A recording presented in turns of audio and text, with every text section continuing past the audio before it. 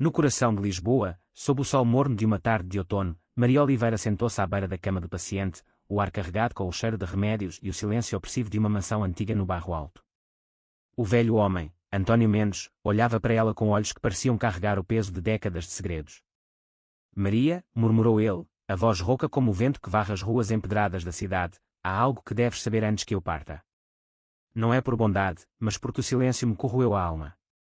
Ela ajustou o soro intravenoso, tentando manter a compostura profissional que aprendera nos corredores frios do Hospital de São José, mas algo naqueles olhos a fez parar.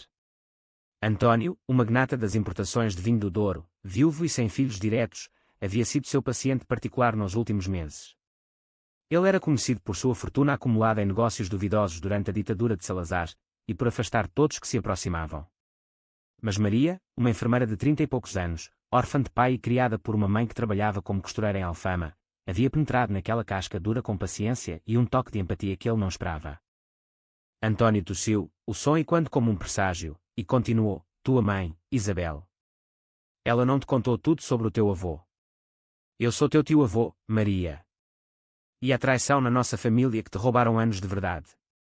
As palavras caíram como uma pedra no Tejo, e Maria sentiu o peito apertar. Ela sempre soubera que sua família era fragmentada. A mãe, Isabel Oliveira, falecera há 2 anos de uma doença pulmonar, deixando apenas histórias vagas sobre um pai ausente e parentes distantes que viraram as costas. Mas agora, com António revelando documentos amarelados de um cofre escondido, a verdade emergia. Sua avó, Rosa Mendes, irmã de António, havia fugido de uma família rica por causa de um escândalo. Rosa casara-se com um homem pobre, mas os Mendes, orgulhosos e calculistas, a deserdaram, espalhando rumores que a isolavam. António, o mais velho, havia ficado em silêncio, priorizando os negócios sobre a reconciliação. Eu poderia ter ajudado, confessou ele, os olhos marejados, mas o orgulho é como o vinho azedo, envenena tudo.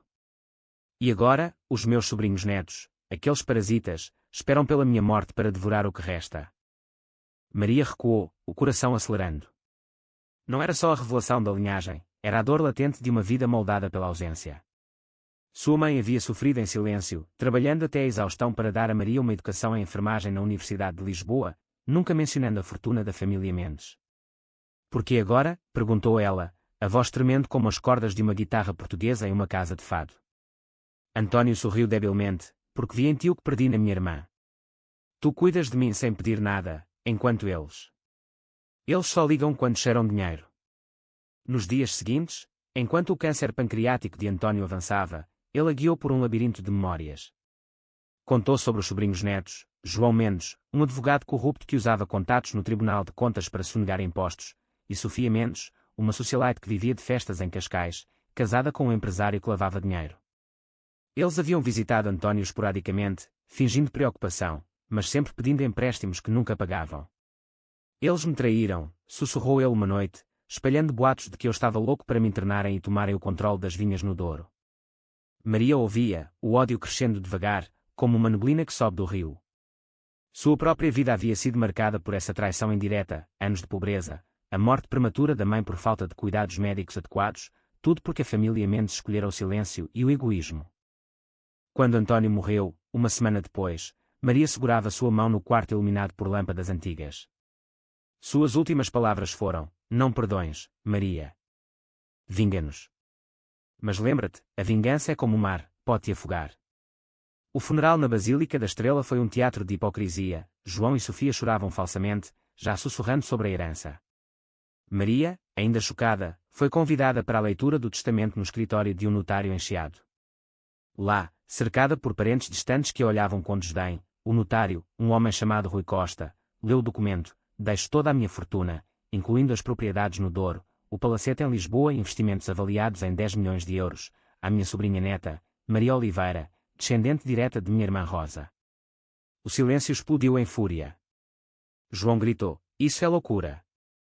Ela é uma enfermeira qualquer, provavelmente manipulou o velho. Sofia, com o rosto contorcido, ameaçou, vamos contestar no Supremo Tribunal de Justiça. Ela não é família de verdade.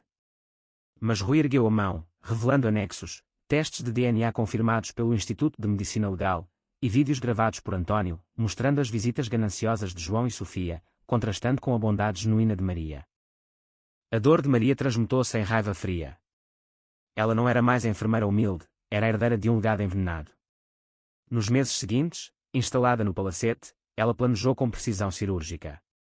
Primeiro, usou a fortuna para contratar investigadores privados, como aqueles da polícia judiciária, para desenterrar os podres de João. Descobriu que ele havia fraudado testamentos de outros clientes idosos, violando o Código Civil português. Com provas irrefutáveis, ela as entregou anonimamente à Ordem dos Advogados, levando à sua suspensão e a um processo que o deixou falido. João, outrora arrogante, implorou por misericórdia em uma ligação: "Somos família, Maria. Por favor, para com isso." Mas ela desligou, o coração endurecido pelo eco da pobreza de sua mãe. "Família", pensou ela. "Vocês nos abandonaram como lixo nas ruas de Alfama." Com Sofia, a vingança foi mais sutil, mas cortante como uma navalha. Sofia vivia de aparências, frequentando eventos da elite em Sintra.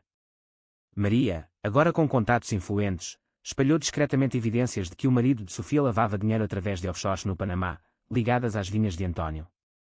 A Receita Federal investigou, congelando contas e levando a um divórcio público. Sofia perdeu tudo: a casa em Cascais, os amigos falsos, e acabou trabalhando como recepcionista em um hotel barato no Porto. Quando elas se encontraram por acaso em uma rua de Lisboa, Sofia sussurrou: "Por quê? O que ganhaste com isso?"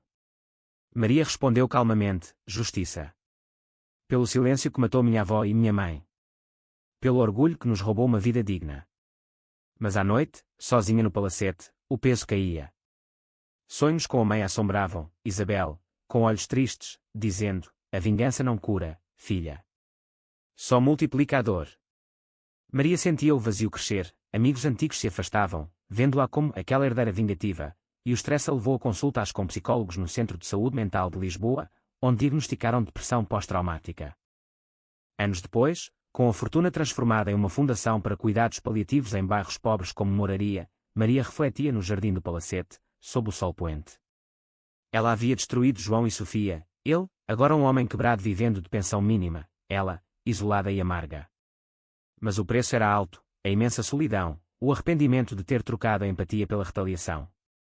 Antônio estava certo, pensou ela, tocando uma foto antiga da avó Rosa: "A vingança afoga." Ainda assim, em momentos de fraqueza, via nos olhos dos pacientes ajudados pela Fundação um vislumbre de redenção. A traição familiar havia sido vingada, mas a ferida em sua alma permanecia aberta, um lembrete de que, em Portugal, onde o fado canta sobre saudades eternas, algumas dores não se curam, apenas se transformam em canções silenciosas de perda.